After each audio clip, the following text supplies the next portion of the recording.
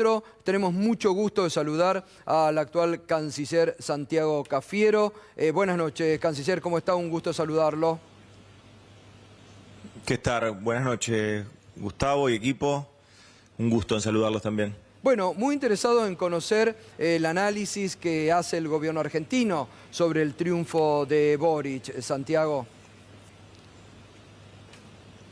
Bueno, en primer lugar, realmente lo que ha hecho el presidente, la vicepresidenta, es saludar al pueblo de Chile que se ha expresado en las urnas, que ha tenido un desarrollo electoral y que sus instituciones han validado una nueva presidencia y que ese recambio se haga en paz, se haga en democracia.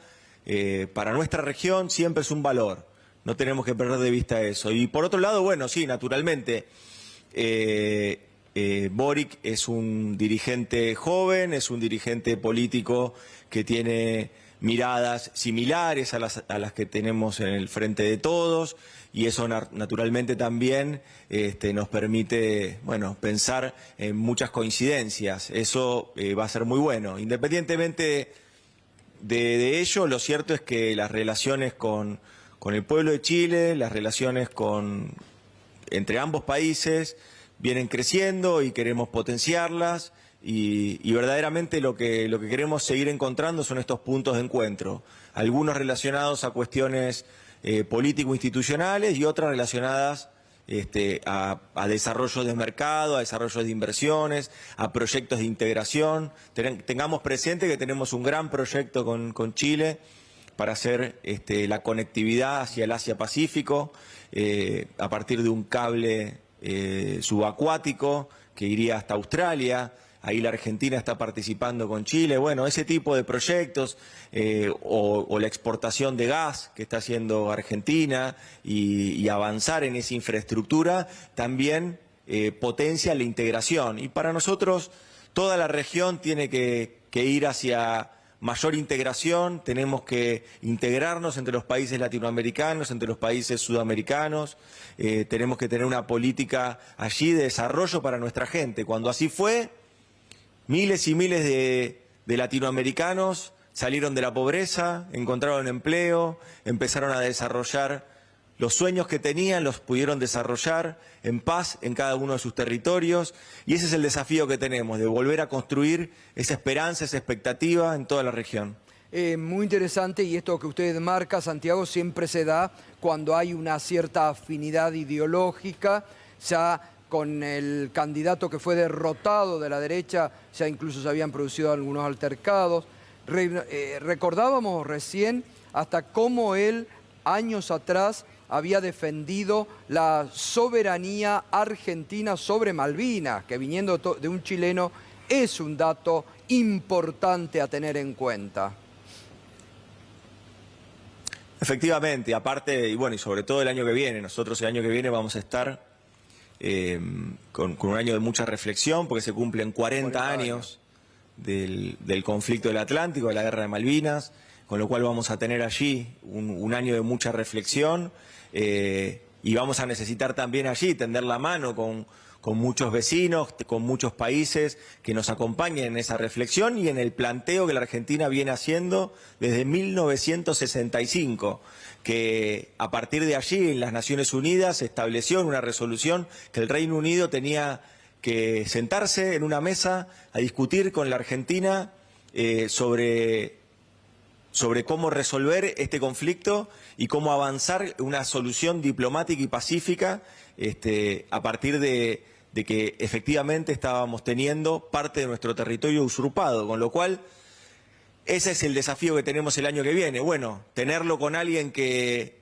siente que las Malvinas son argentinas, tenerlo también con alguien que ha considerado a la batalla que hemos librado nosotros por nuestra soberanía, con las calificaciones que tiene el presidente electo. Evidentemente se nos allana mucho más el camino para avanzar en este año, y no solo en este año, sino también en los desafíos que tiene la Argentina para seguir insistiendo sobre sobre la causa Malvinas, que ya es una causa nacional. Totalmente. Y recrear esta especie, bueno, ¿no? De lo que en su momento fue la UNASUR, ahora ya hay 3 gobiernos en una dirección, Bolivia, ahora Chile, a partir de marzo, la Argentina, habrá que ver qué pasa en Colombia, la posibilidad del retorno de Lula el año próximo a la presidencia de Brasil. Digo, es como que se va armando, se va recreando un espíritu de esperanza nuevamente para el continente, ¿no? Yo no te voy a negar, Gustavo, que la tarea institucional que tenemos desde la Cancillería es trabajar con todos los países, sean del color político que sean. Ahora, no voy a ser deshonesto. Efectivamente, si hay identidad política similar, si hay miradas sobre la arquitectura financiera global o sobre la arquitectura institucional global, si hay miradas sobre hacia dónde tiene que ir el mundo y nuestra región, que es una región muy desigual, que ha sido golpeada y azotada por la pandemia, si tenemos miradas compartidas es mucho más fácil y podemos tener mucha más fuerza. Obviamente que la Argentina va a seguir trabajando de modo institucional y responsable con todos los países, sean del color político que sean. Ahora, quiero remarcar esto, naturalmente, que si tenemos miradas similares, si tenemos objetivos similares, todo se allana mucho más. Y ese es un punto, digamos. Y esto es lo que nosotros estamos viendo con mucho entusiasmo de poder recrear en la región un espíritu de desarrollo de nuestras industrias, de posicionamiento regional o del bloque, y en ese sentido, bueno, cuando uno ve la política exterior y se separa de las políticas de cada uno de los países, ve que cuando hay esta sintonía, cuando se ejerce esta sintonía, la fortaleza en los planteos no solo de las discusiones en los organismos multilaterales o en los diferentes foros, sino y fundamentalmente en la definición de cuál es el futuro para nuestra región. Si nos encuentra unidos tenemos mucha más fuerza. Claro. Canciller, buenas noches. David Cufrero saluda. Respecto de los organismos internacionales, muy bien, le quería preguntar, trascendió que diputados de la oposición, se menciona a Luciano Laspina, estuvo reunido o intentó una gestión en el Fondo Monetario Internacional antes de las elecciones, digamos, medio como conspirando contra la posibilidad de que Argentina firme un acuerdo o planteando objeciones a la política económica del gobierno. ¿Qué reflexión le merece? ¿Qué opina sobre ese hecho? Objetivamente no conozco, no tengo información ni conozco sobre ese hecho, pero tampoco dista demasiado de la actitud que ha tenido de bloqueo esa oposición y esos diputados.